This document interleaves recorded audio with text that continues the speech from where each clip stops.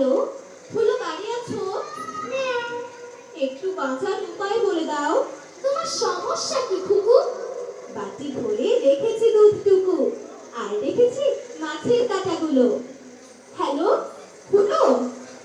ভূত করি কি বিশ্রী ব্যাপার, লাইনটা কেটে গেল। ডিজিটালও ঝামেলা ভরপুর। থাক, আবার না হয় চেষ্টা করা যাক। হ্যালো, ফুলো বাড়ি আছো? কি সাহায্য চাও? কাটুস কুটুস কাটুস কুটুস, শুনতে কিছু পাও?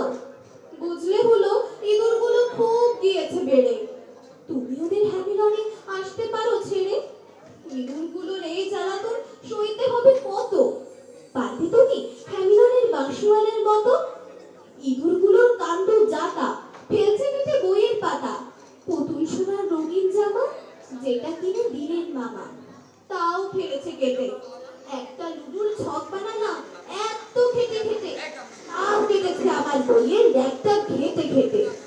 জোগান ছিল নকশা করা সুকুমারীর গল্প, ছড়া, হাসিম খানের রঙিন ছবি। বলবো কি ভাই, কাটলো সবই। জুতোর ফিতে, সাত মোজা, যে জিনিসই হোক না খোঁজা, ইঁদুর সবই করলো কেটে শেষ। ফোন করেছো? বেশ করেছো বেশ। বললে তুমি আজই চলে আসি। আমি আবার ইঁদুর খেতে বড্ড ভালোবাসি। ব্রেকফাস্টে ইঁদুর ছানা ফোন করছে, তাই রে নানা, তাই রে নানা, তাই রে নানা। দুপুরবেলা নাস্তা করে স্ন্যাক ফ্রাই ম্যাকারনি।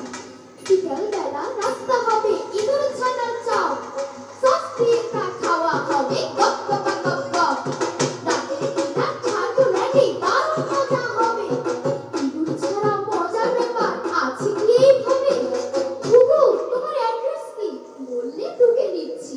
এই তো বলে দিচ্ছি, আজিমপুরের গলির ধারে